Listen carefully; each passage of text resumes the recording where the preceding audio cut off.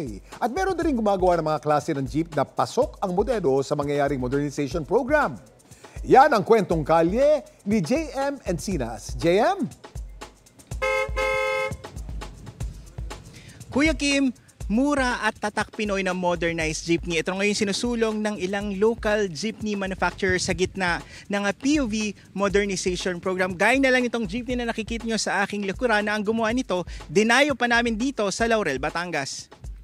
26 seaters at pwedeng tumayo ang 10 tao. Ang pinto, automatic na nagbubukas. At komportableng makakaupo raw ang mga senior citizen at persons with disability. Sumunod din ito sa Philippine National Standard pagdating sa laki at sukat ng jeep. Pero ang estilo, forma at disenyo, very Pinoy pa rin. Ang modernized jeepney na ito ay gawa ng isang jeepney manufacturer sa Batangas. Mas maganda ito kaysa nung una sa mga jeep natin.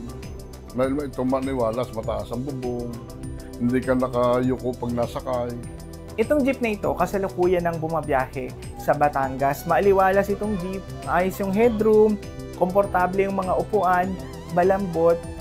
Depende na sa may-ari kung paano niya i-customize itong jeep. Dahil pwede niya itong palagyan ng aircon, pwede niya palagyan ng dashcam at ng CCTV. Pero itong jeep na ito, wala ngang aircon, pero lahat namang tayuan ng pasahero, naka-electric fan siya. Dito sa Laurel, napaka-ayos lang ito dahil nang malamig dito eh. Ang katawan ng modernized jeepney ni Mang June ay nakakahalaga ng 650,000 pesos at posibleng umabot sa 1.3 million pesos depende sa ilalagay na makina. Mas mababa ang presyo nito sa modern jeepney units na balak angkatin mula China na nasa 2.6 million pesos. Kaya may ilang mambabatas na isinusulong na suportahan ang gawa ng mga local jeepney manufacturer. Hindi naman daw makikialam ang Land Transportation Franchising and Regulatory Board kung anong tatak at modelo ng jeepney ang kukunin.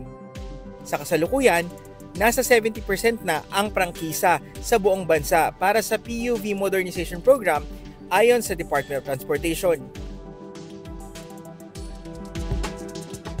Live mula dito sa Laurel, Batangas, ako si JM Encinas at yan ang kwentong kalyeng dapat alam mo. Happy weekend and welcome back, Kuya Kim.